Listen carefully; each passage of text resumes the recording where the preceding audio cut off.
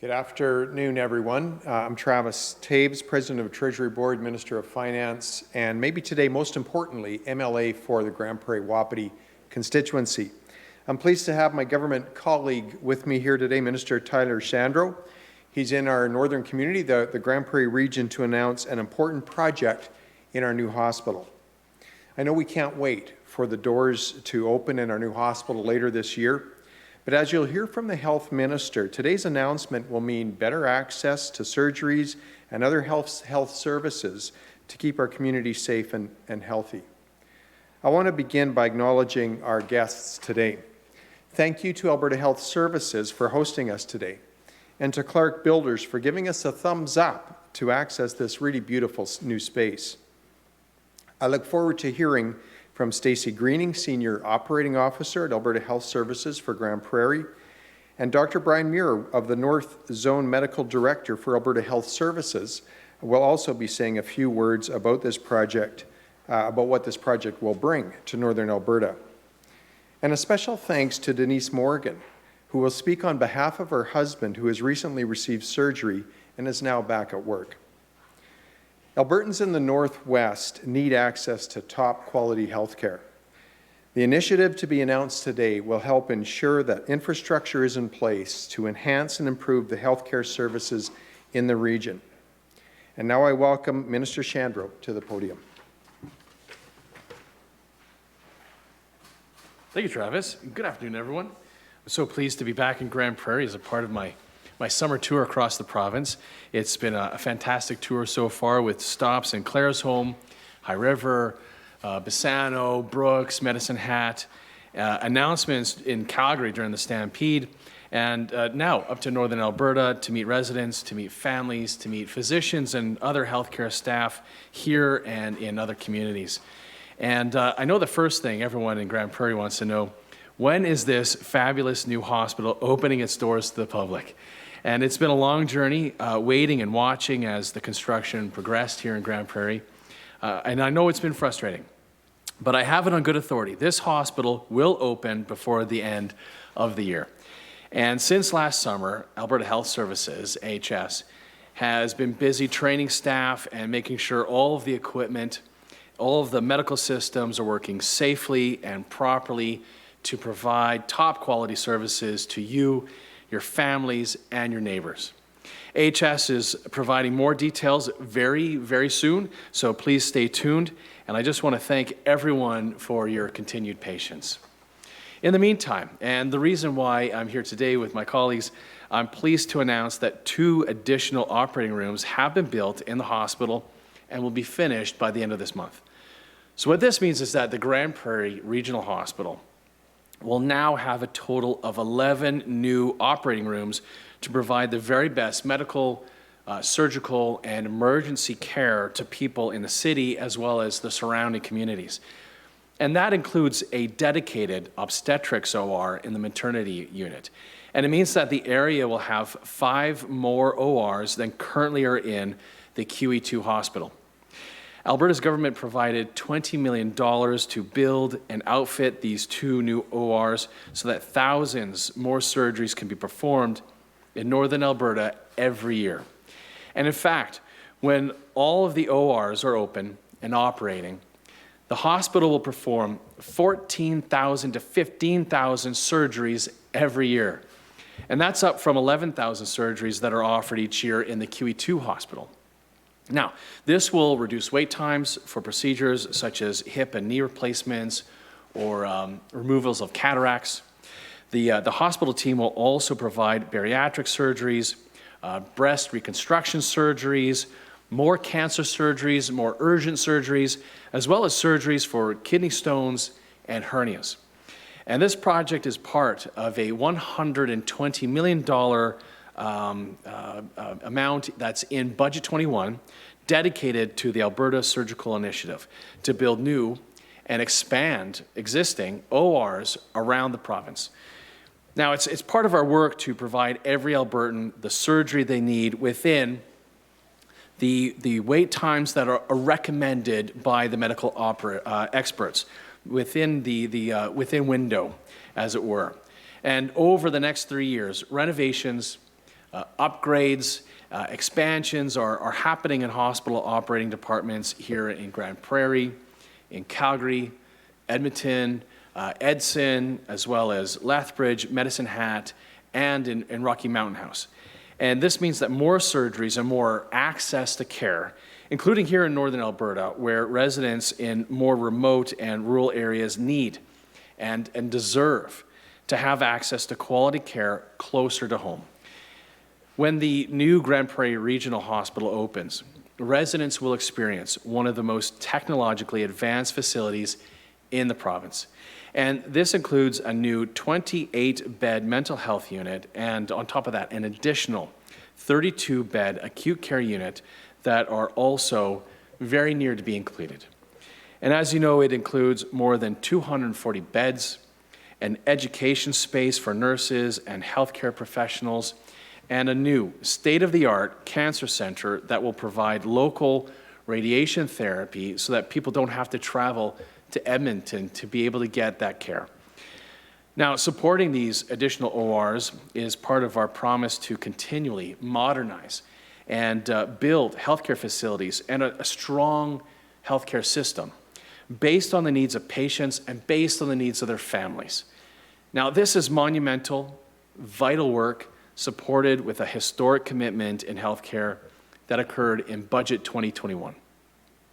And we're getting your hospital open as soon as every surface is cleaned, every piece of equipment is tested, and every nurse, doctor, and staff member know the way around these walls. And in addition to the Grande Prairie Hospital, we're also expanding a neonatal intensive care unit in Calgary. We're redeveloping an ICU and coronary care unit in Calgary's Rocky View General Hospital. And we're building the very first ever cyclotron for Southern Alberta. And we will continue to work hard to build world-class facilities that are built around the needs of Albertans and their families. And that includes the many people who need surgeries to reduce their pain and to help them get back on their feet and enjoying life. So thank you very much. I'll now invite Stacey Greening. Now, Stacey is the SOO, the Senior Operating Officer for the QE2 Hospital, to say a few words. Stacey.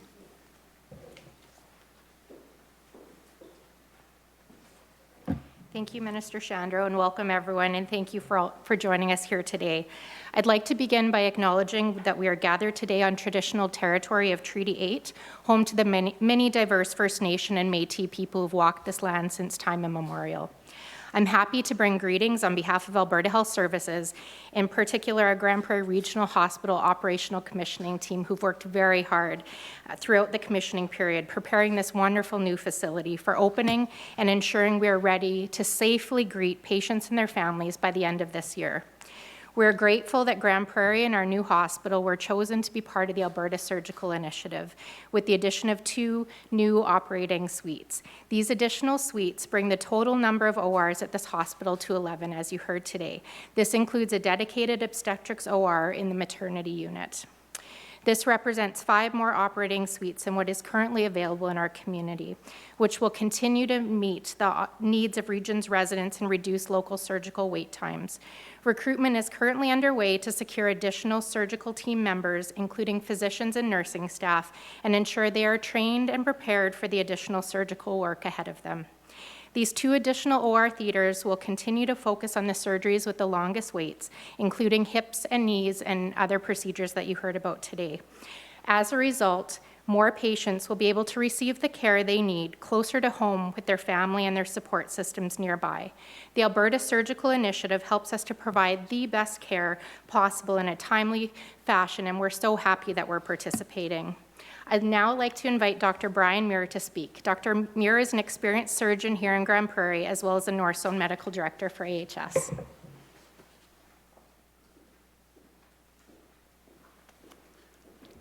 Good afternoon.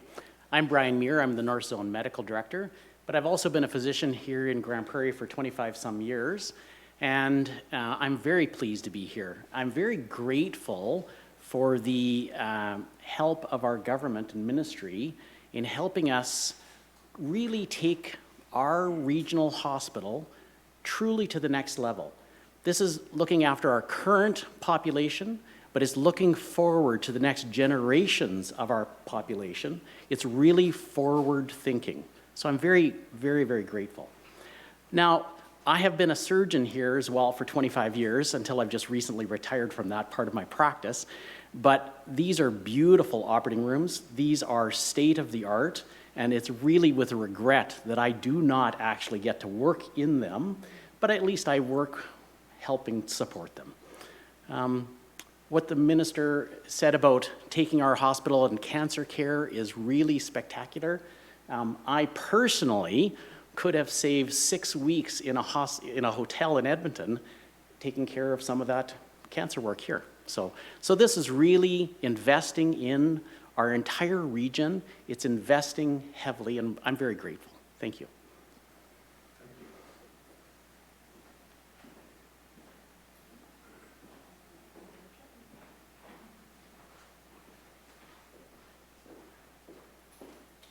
Now we're going to invite Denise, who is a family member of a patient that recently had surgery here in Grande Prairie area.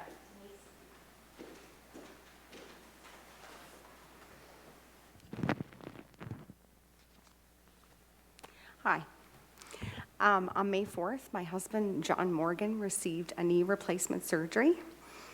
After being on an emergency wait list for over an entire year with a couple of setbacks, such as not enough available beds. While he was waiting for that surgery, our family experienced some undue financial stress, as well as he had become totally dependent upon myself and our 2 teenage children. So his mobility of life was impacted greatly. So once he was able to get surgery on May 4th, this changed everything for us. I'm happy to hear that the additional operating rooms, extra surgical teams, and equipment that's going to be provided at this new hospital will greatly reduce the waiting times, because not only that will impact my family, because he's going to have a second knee replacement in this upcoming year, but other families will be supported by all of these changes. So I just want to thank you to all the team, the nurses, the surgeon, any other additional staff that have played a role in his surgery and recovery. The team is amazing at QE2 Hospital, and I'm looking forward to what's happening here in the new hospital. Thank you.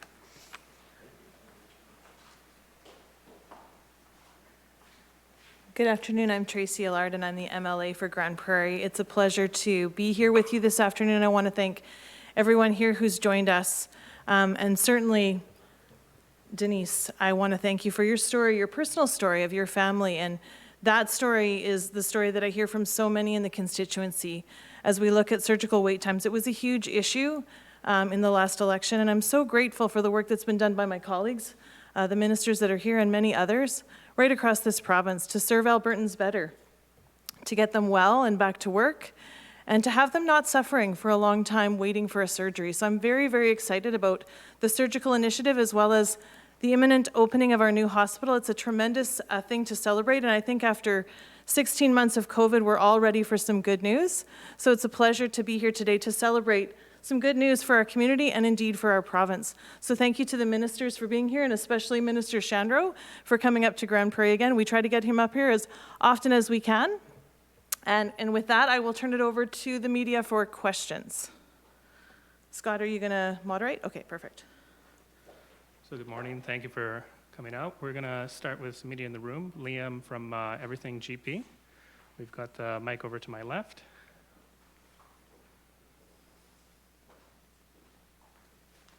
Excellent. Good afternoon. Thank you for having us out here. So with the opening of this new hospital, obviously it's great, a big modern building. How is that going to, how are you going to be able to bring over enough staff to fill this spot, especially when you're opening other new hospitals in Calgary and other areas that, you know, might be a little bit more accessible for people to move to? Well, thank you. It's a great question. I mean, same way that we've staffed up during COVID, though. I mean, if you look at over the last year, I think there was 1,000 new nurses that AHS was able to hire because of the work that they've done in recruiting, and not just in the major urban areas, but also in our mid-sized urban and rural communities for us to be able to make sure that we have the healthcare staff that we need. So.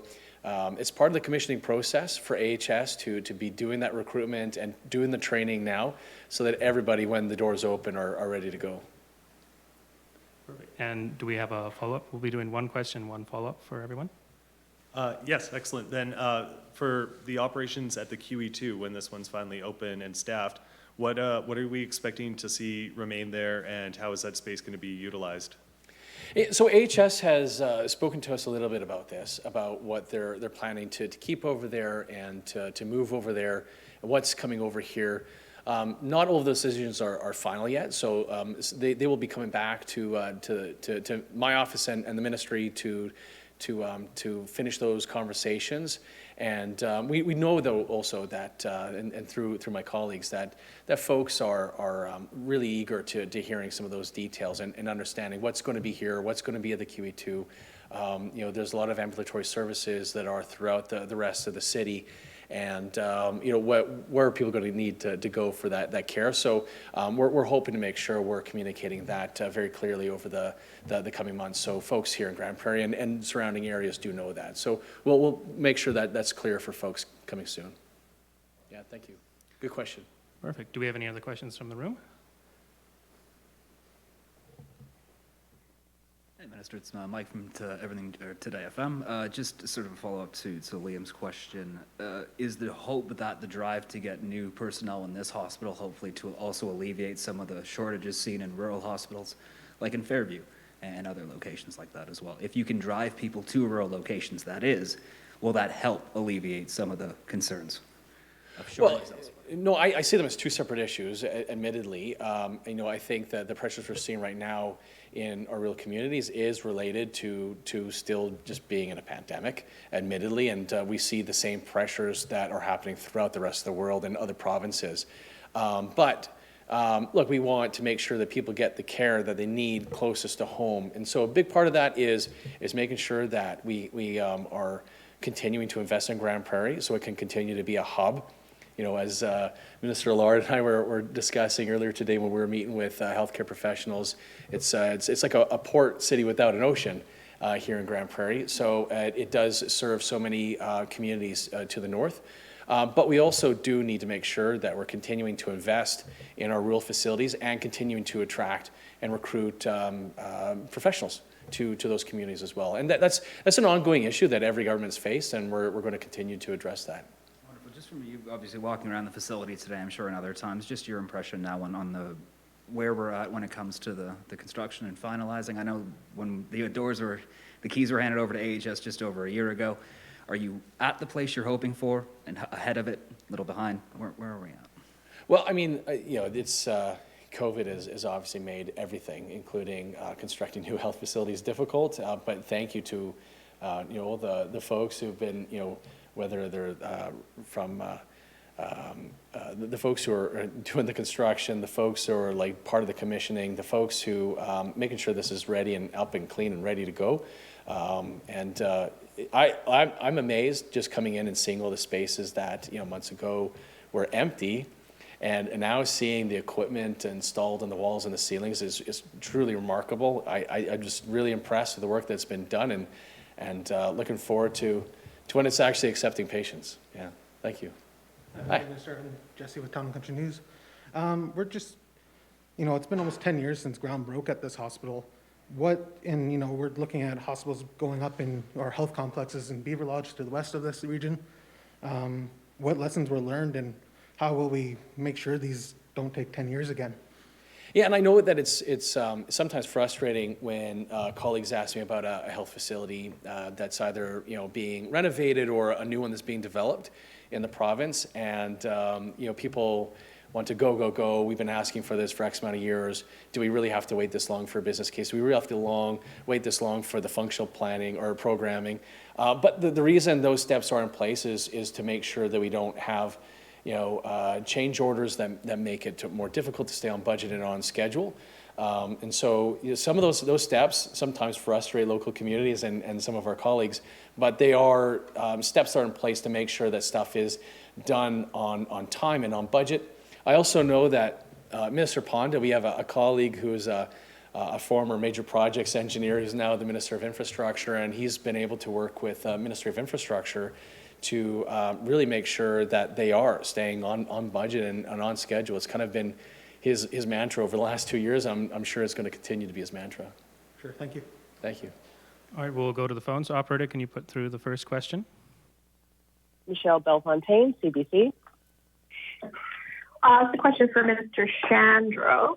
Minister, I wanted to ask you about vaccination clinics for in-school vaccination clinics. The opposition is calling for your government to, when school resumes this fall, to have a vaccination clinics for students within schools, obviously for students who are eligible. Is your government planning anything like this? Well, yeah, we actually have contemplated that might be the case. We have to remember right now, for all of those who are eligible that are school age, 60% of them have already been vaccinated. Originally, I think it was in May when I was told by Health Canada that we would expect approvals for kids who are 12 to 15 or 12 to 16, depending on the vaccine. The approvals for them for a vaccine were expected in September or October of this year. Well, obviously, that came 4 months early. We were also told that for kids under 12, that approval might not happen, that research might not be completed until early 22. So maybe that's also going to be done quicker by Health Canada. But we'll obviously continue to look at all of our options and being able to have vaccines available. Obviously, our focus always throughout the vaccine deployment program has been speed and volume. And a big part of the speed and volume has been through AHS and their innovation with their clinics, as well as community partners like pharmacies and physicians.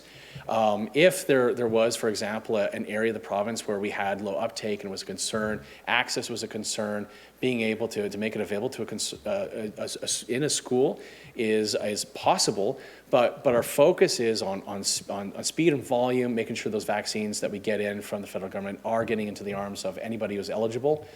So we'll take a look at it as there are approvals for children who are under 12, and the feedback that we're getting from Dr. Henshaw, understanding that we want to make sure that our resources are deployed in the best way possible.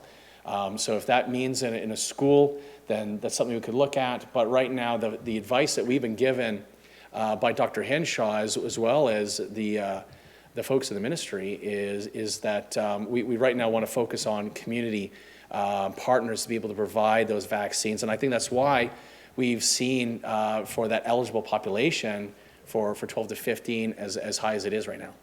Thanks, Michelle. Do you have a follow-up?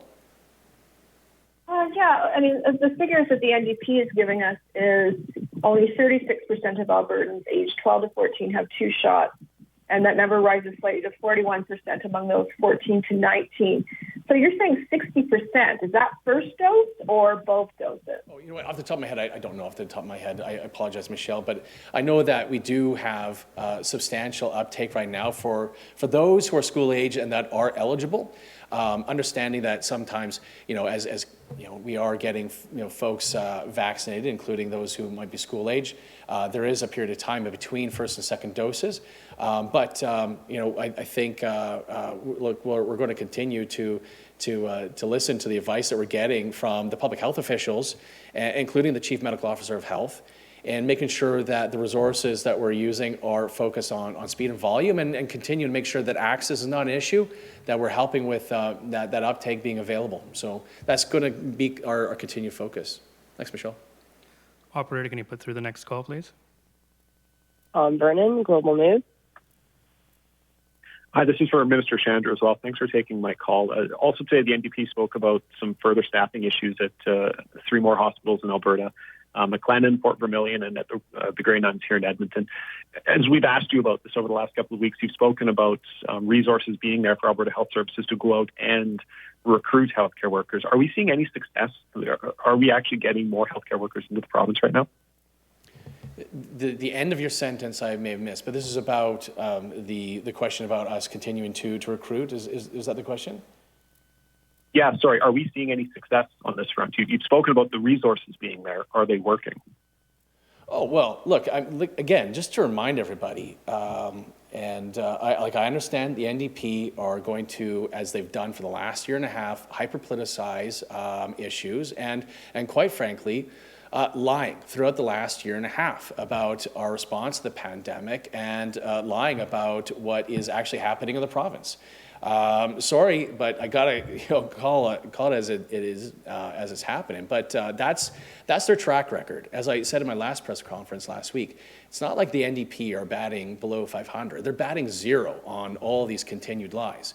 Look, that's their job, I suppose. But the fact is that other provinces, as we are coming, all provinces are going to be catching up to Alberta as they come out of the pandemic and easing the restrictions.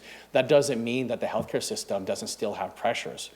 And as AHS has done an amazing job in being able to make sure that resources are deployed to make sure that people get the critical care that they need throughout the province, surgeries are happening as they're needed in the province. They've done that amazing job acting dynamically as the situation changes throughout the province. That's them doing their job. AHS, or not AHS, but like the NDP want to attack the doctors and nurses who are in the senior leader positions at AHS and on executive leadership team. I suppose that's up to them to attack those amazing professionals who have done the right thing and made the right decisions throughout the pandemic and continue to do so. Is there a follow-up question? Okay. Yeah, the question is on, are we actually attracting more healthcare workers to the province, though? I mean, obviously, we're having some staffing challenges right now. You said this was expected, and you said AHS has the resources. Are we attracting more healthcare workers? Are we seeing more coming into the system? Yes. Yeah, I mean, I said just moments ago, I mean, if you look at a year ago, we have 1,000 more nurses than we had a year ago. So we are recruiting more. We have net month over month, quarter over quarter, year over year, more physicians, more nurses, because we continue to show the rest of not even just the rest of the country, but the rest of the world that Alberta is an amazing place not just to come and work and serve residents in your profession, but also a great place to raise your children and raise your families. I mean, everybody wants to come to Alberta because this is an amazing place to live. Thank you. Perfect. I think we have time for one more question. Operator, can you put through the next caller? Catherine Grigowski, Alberta Today. Hi, thanks so much for taking my call. I was hoping to ask Stacey a question.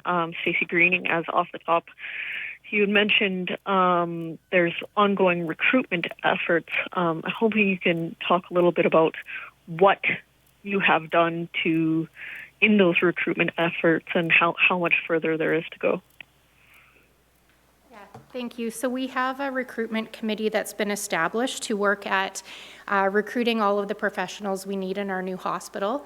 And then on top of that, thinking about how we can start telling the story of Grande Prairie and the story of the new hospital. And so as we get closer to the opening date, doing more of that and continuing that on, frankly, beyond the opening.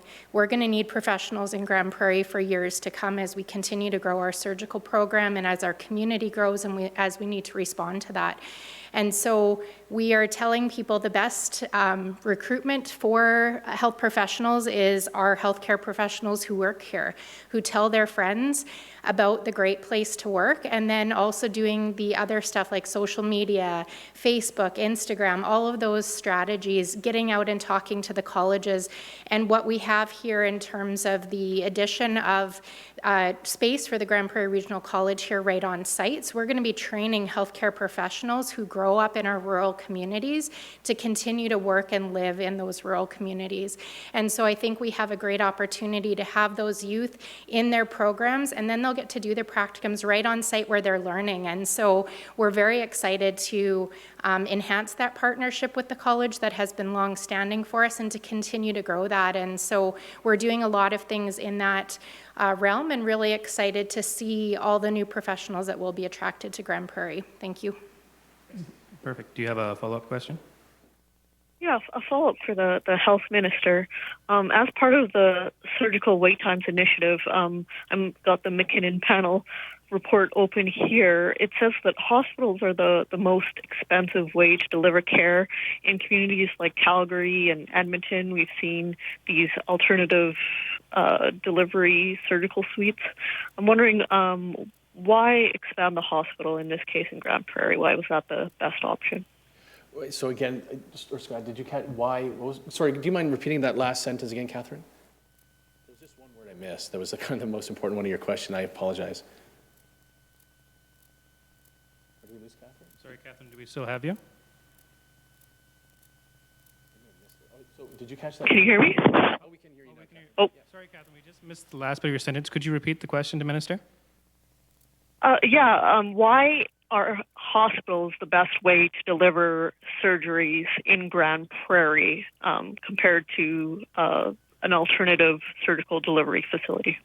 Got it. No, that's a fantastic question, Catherine. So, I mean, it is, as it is with other parts of the health system, we do need